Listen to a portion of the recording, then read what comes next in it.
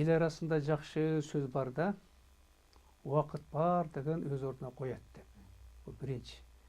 Экинчи, Атамбаевдин балп этип жалган айткандары бир жагынан мындай мен айтсам жакшы көрүнүш болуп атат да. Себеп дегенде жана көмүскөдө калган, аттары чыкпаган, эмгеги сиңген адамдар ошонун жанакы айткандарына мындай калкып чыгып калып атат да. Ким экендигин билип атат. Мына билесиңер, Атамбаев баягы Путиндин жанында отуруп алып, революцияны мен жасадым, экөөнү тең мен кылдым деп бүткүл дүйнөгө жайып атып эле. Ошол айткандан кийин биринчи революциясын, экинчиси кимдер жасаганын, кимдер негизги каарман болгондорун биз бүт негиздеп айтканда, биринчисине такыр анын тиешеси жок, экинчисине дагы ал алдыңкы оролдо эмес, арткы оролдордо ойногон жаран катары калкып чыгып калды. Мына калптары ачыкка чыкты. Себеп дегенде алдыңкы оролдо ойногондордун, мен дагы айталап коеюн, мына Бекенен Азимбектерди айтпайт да. Анын арасында биз деле барбыз, биз деле айтпайбыз деп, революцияны жасадык деп. Бирок ошонун арасында алдыңкыларда мына негизгилер Азимбек, анан биз, Орозо Отунбаева биринчи, Бакиев, ошол эле Сооронбай Жээнбековдерди айтсак болот, мына экинчисине кошуп туруп. Ошондуктан бул бир жагынан жакшы болду. Эми экинчи жанакы анын оролдору жок дегенде, бул мына бүгүн ошолорду айтканга кээде мындай биз унутуп калат экенбиз, кээде атайын айтпайсың, бир жактангандай болуп калат экен, кошоматтуу болуп калат деп кээде унчукпай жүргөндө, мына эми айтканга дуушар болуп атабыз да. Мен 2013-14 жылдар бекен парламентте ошо Сооронбай жана Асылбек Жээнбектер жөнүндө бир кара пиар башталган. Мындай Ошто окуя боюнчачы, ошондо чыгып сүйлөдүм эле, мунун баары жалган. Кантип ошондой болсун? Мына ошол жерде жүргөн, ошонун башында турган мен жакшы билем. Себеп дегенде алардын эмгек өтө зор. Ошо стабилдештирүү аракеттерди түштүктө эң негизги эки губернатор Бектур Асанов жаллап атты, Ошто Сооронбай Жээнбеков, албетте Азимбектерди мындай эске албаганда да. Ошол жаса мен ушулар менен сыймыктанам деп айттым эле да. Мына бүгүн дагы ошону айтканга мындай бизди түртүп атат.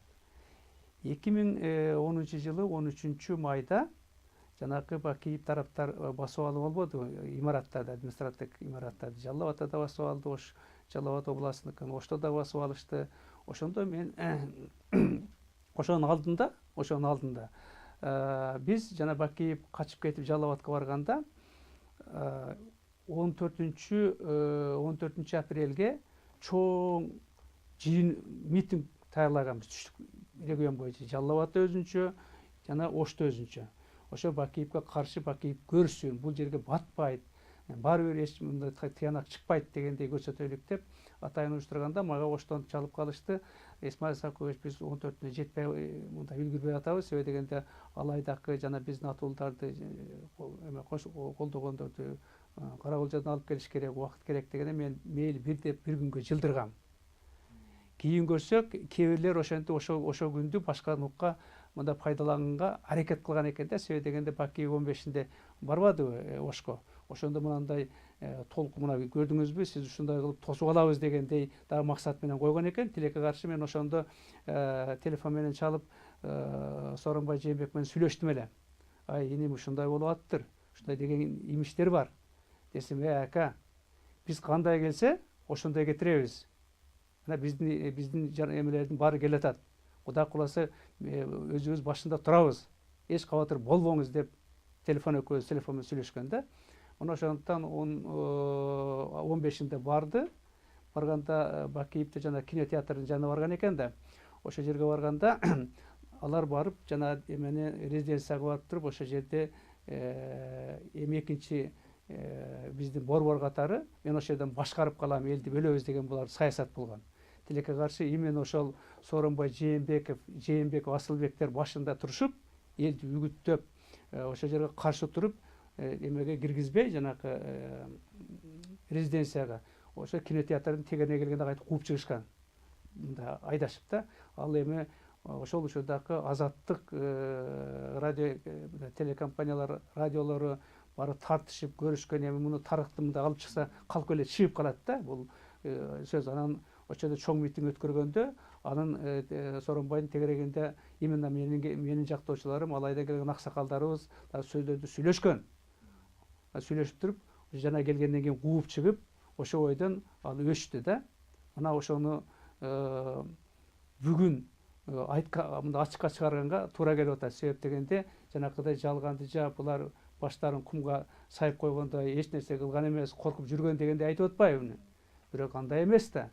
Өзү ошентип жүргөн да. Анан кийин гана бул бардыгы калыпка келгенден кийин Ошко барып алып туруп, Ошко барып келген Атамбаев. Ошо негизинде жанакы айтканы бир жагынан жалгандыгы чыгып атат, экинчи жагынан кимдин ким экендигин эми кээ бир адамдар мындай да, мен жасадым деп эч качан айтпайт да. Алардын мүнөзү ошондой, алдыга чыкканды мындай жаман көрүшөт, анан эртедир кечтир баары бир мындай тарых ордуна коет деген ой менен мына азыр ушул жалгандын негизинде тарых бардын ордуна коюп атат да, кимдин кандай эмгеги сиңгендигин.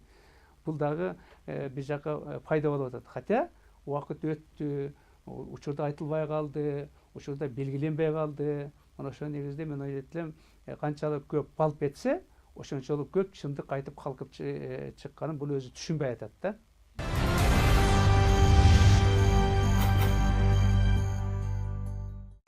Албетте 7 апрелди максаты өз максатына жеткен жок.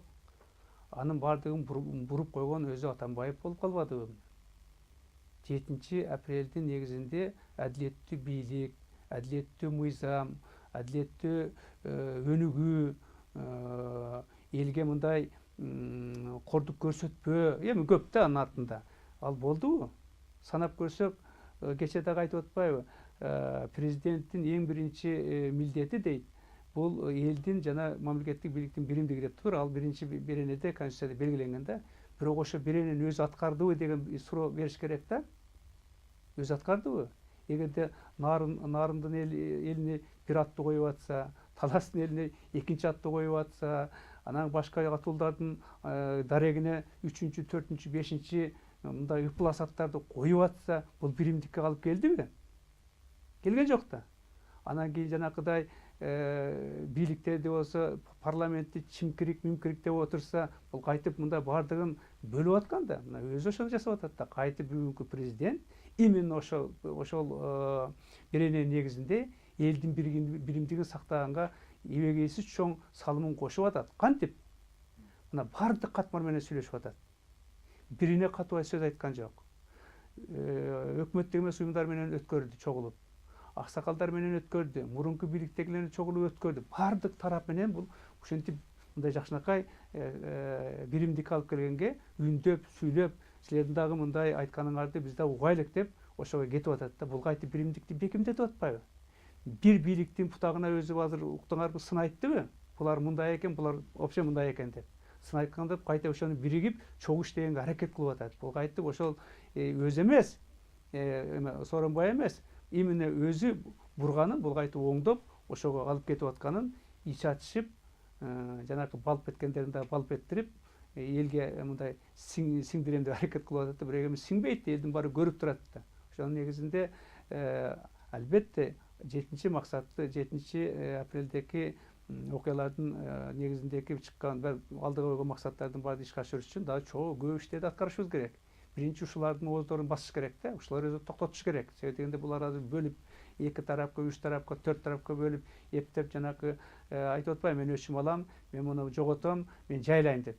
Болду, баягыда айттым эле, бүттү, эч нерсе колунан келбейт. Андан көрө тынч гана отуруп туруп, кайтып жардам бериш керек болчу.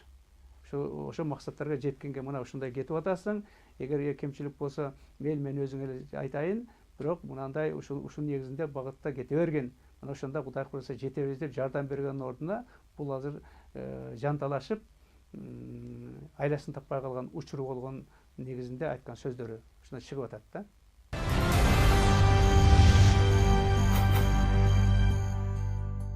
Мен ойлойм, митингдер бул Bizде болуш керек, бола берет, болот дагы. Себеби дегенде, эгерде биз ушу демократиялык өлкө деп жарыяласак, адамдардын укугун сактайбыз, ар ким каалаганын айтсын деген принцип негизинде кетсек, бул жакшы көрүнүш. Чыга беришсин, айта беришсин, адам кайтип мындай зыян деле болбойт, кайтип мүмкүн көбүрөөк пайдасы болот да. Бирок ошону пайдаланып, жанакы окшогон туура эмес сөздөрдү айтып, мен жайлайм, мен жоготом, мен калыпка келтирем дегени, бул албетте шек санатат да. Ар бир эле бийлик айтат деп, мени жайлайм деп атса, мен отурамбы дегендей реакция жасайт. Анан кийин эмнеге? Негиз дагы жок да. Анан ошо негизинде мунун ошентип пайдаланып айтканы, бул айласы кеткендин башка жолун таппай калгандыктан гана чыгарып атат да. Ал эми бийликтин көңүл бурбаганы бир жагынан туура. Эмнеге көңүл буруш керек? Жалгандардын баарын айтып атса, анан кийин экөөнү бириктиребиз деп дагы аракет кылгандарды мен бир күнү Азаттыктан интервью бергенде дагы айттым эле, кайталап коеюн да. Экөө бириктик бул мамлекеттик деңгээлдеги президент эгерде элдин талабын мындай талашып, ошондукта кетем деген президент аны менен эч качан бирикпеш керек. Себеп дегенде идеологиясы эки болуп атат да. Азыркы президент айтып атат, мен жегендерди кустуруп, бардыгын оозуна келтирип, тартипте орнотуп, Кудай буйруса, эл үчүн иштеп берем дейт. Бул айтып атпайбы? Ана жегендери, сен ошону бошоткун, сен ошол менин жакшы адамдарымды камап койдуң дейт. Анан кийин экөө кантип биригиш керек? Биригиш керек эмес да.